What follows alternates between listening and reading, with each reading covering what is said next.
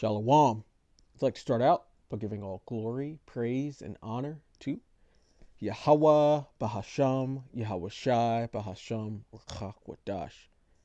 Double honors to the elders and apostles of the Great Millstone, and Shalom to the elect of Israel.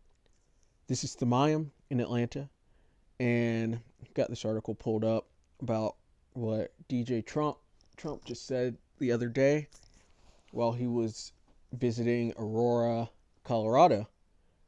And as the title says, Operation Aurora would deport violent criminals, but supporters hope it goes beyond that.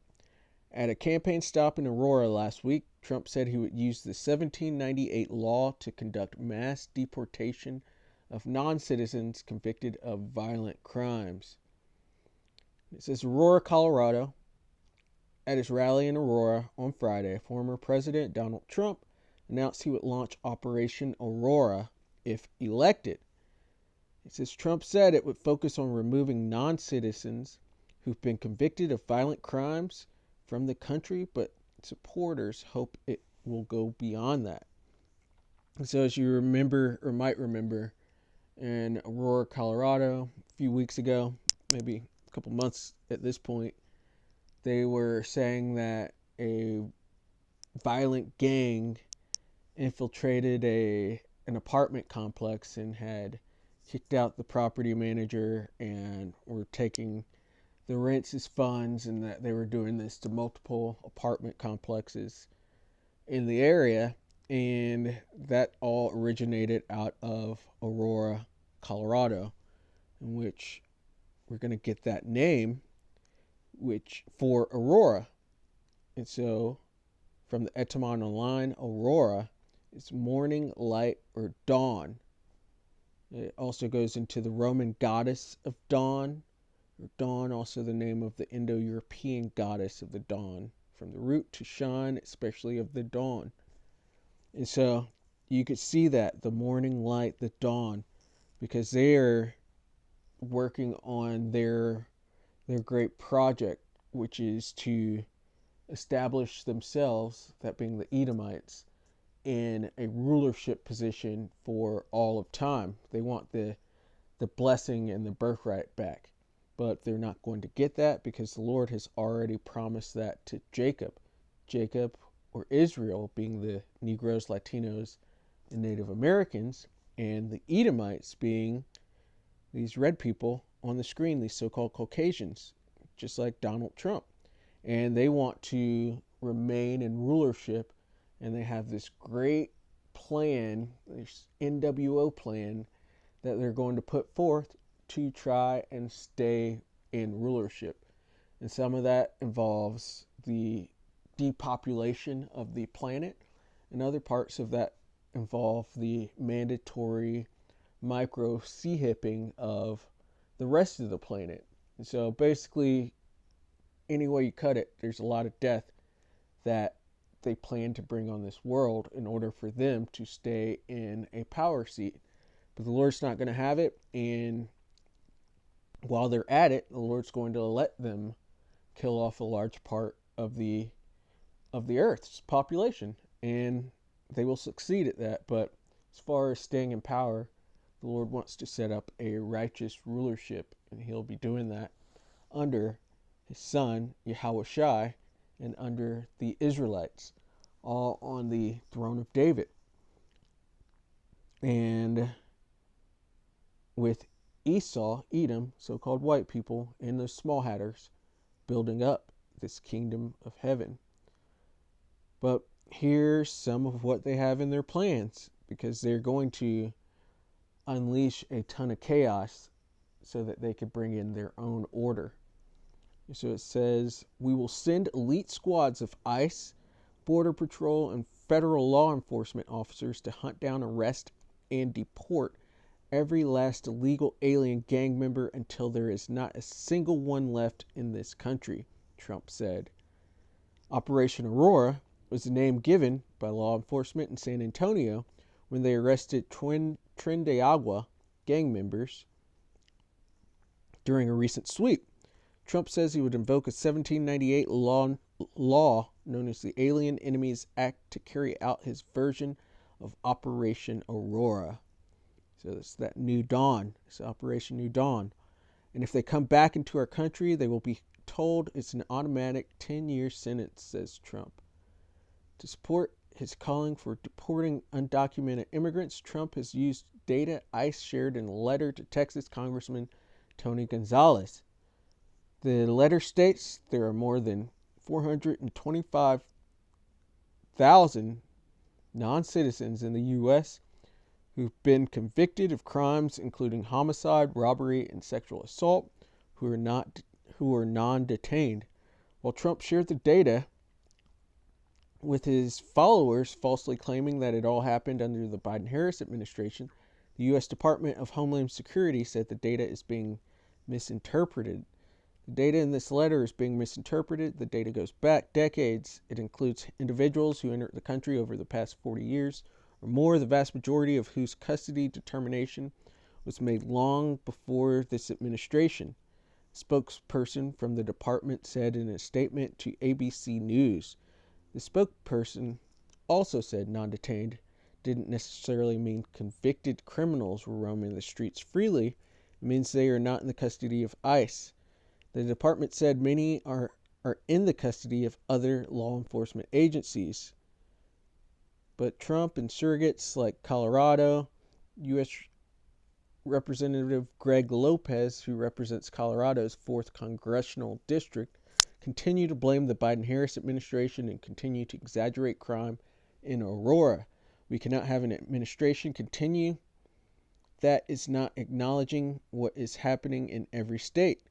Lopez, who does not represent the people of Aurora, said he does not believe fellow Republican Aurora Mayor Mike Kaufman's statement that claims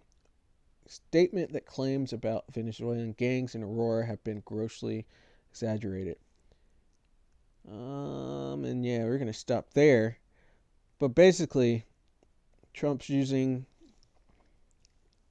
an old law that was passed to deport Israelites, primarily because that's who they focus on, the Northern Kingdom, who are the so-called Latinos and Native Americans, whose land this originally was in the first place, but they've been the focus of these different of the people looking at this immigration that's been happening. They've been the focus of that and the imagery behind it, even though there's other immigrants coming in from China and from the Middle East or Western Asia, from Africa, from all over, that are actually infiltrating and getting in and will be used as sleeper cells eventually, but they're focusing on the Northern Kingdom to kick the Northern Kingdom out. And this is going to spill over into not just focusing on Northern Kingdom, but to the Southern Kingdom, which are what's called the Negroes nowadays. This has the possibility to erupt into a much greater violence, and it has the possibility to be the beginnings of what's called in the scriptures Jacob's trouble, which Apostle Tahar announced this year as the hopeful year of Jacob's trouble, and we're looking like we might be seeing it because we are in the beginnings of it. And so let's go straight there to Jeremiah 30 and verse 7. It says, "Alas, for that day is great, so that none is like it. It is even the time of Jacob's trouble, but he shall be saved out of it." And this is that great and terrible day of the Lord that you hear about and read about all throughout the scriptures.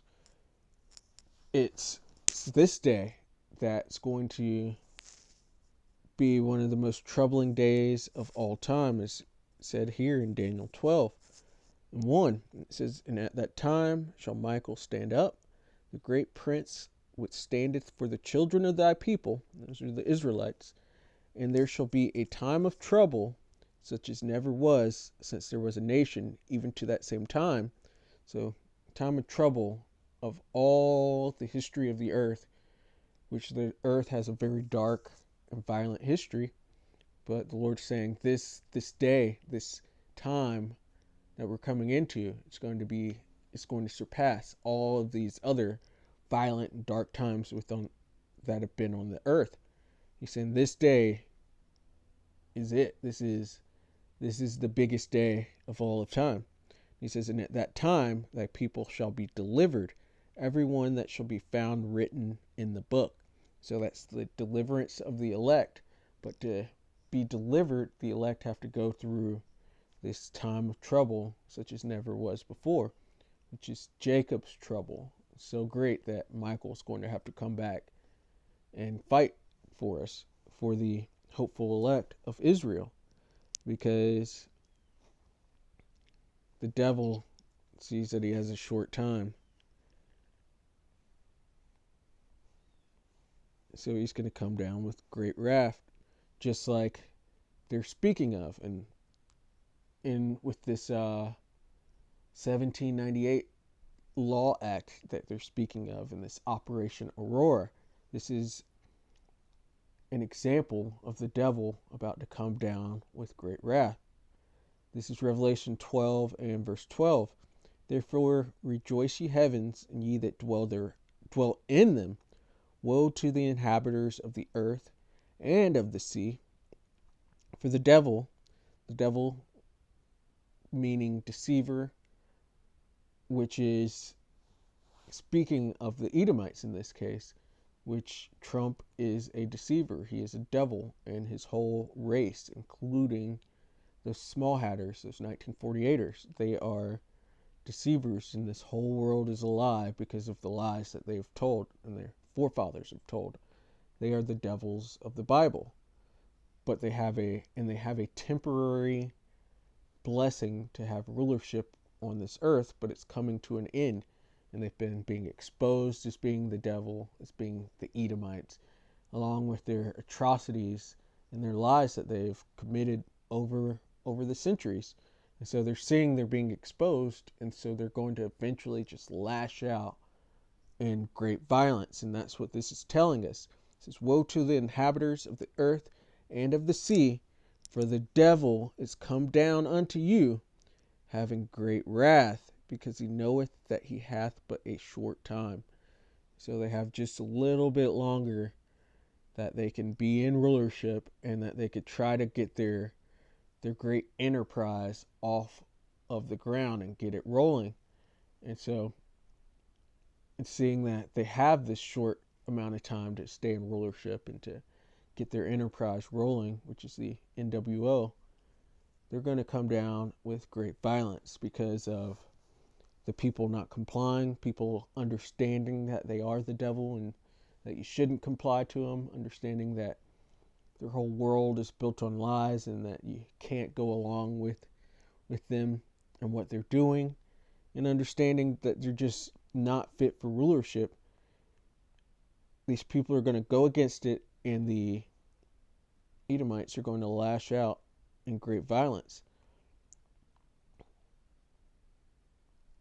Try to make you take that mandatory micro C-hip and try to get you to be a part of their, which will fail, society.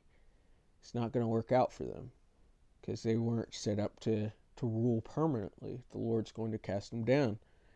This is 2 Esdras 16 and verse 68. It says, for behold, the burning wrath of a great multitude is kindled over you, and they shall take away certain of you and feed you, being idle, with things offered unto idols.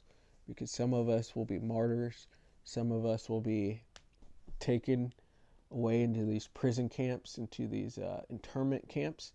And while you're there, they're going to try and force their mandatory micro C-hip onto you. It's a thing that's offered unto idols. This is, and they that consent unto them shall be had in derision and in reproach and trodden under foot. So you can't consent. You can't take that micro C-hip for any reason whatsoever. You can't take it, because even if you do, you'll be trampled down underfoot, had derision. Your life will be much worse, and it'll be a lot shorter if you do take it. There shall be in every place and in the next cities a great insurrection upon those that fear the Lord, that being the Israelites, the Negroes, Latinos, and Native Americans. And we're seeing some of the legislation that is in the works to have people in an uproar over the Israelites. They shall be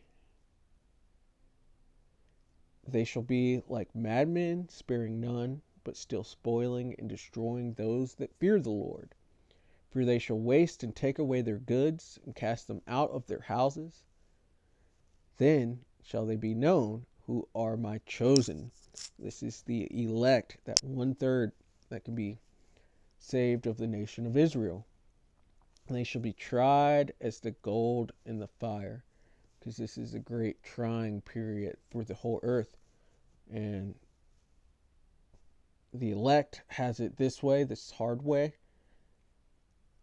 which is getting the truth before the actual fire comes, and having to bear with it, while on the other side, the people are going to have their tests by the micro C-hip, which the elect will have in the same way, but they're going to go against it, and they're having theirs in a different way. But everyone is being tried, and the Lord is coming back to give rewards, whether it be good or bad.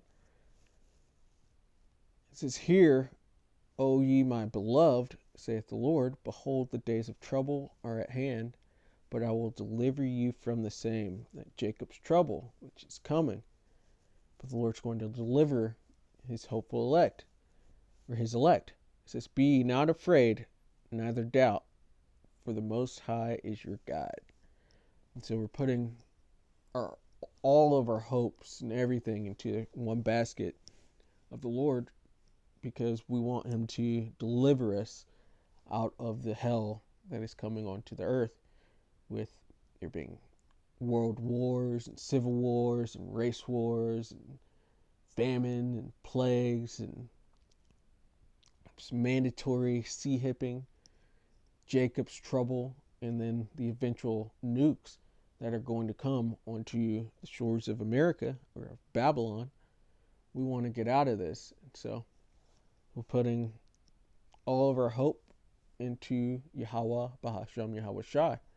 And so, Lord willing, that was edifying. I'd like to give all glory, praise, and honor to Yahweh, Bahashem, Yahweh Shai, Bahashem, Chakwadash. Double honors to the elders and apostles of the Great Millstone, and Shalom to the elect of Israel. Shalom.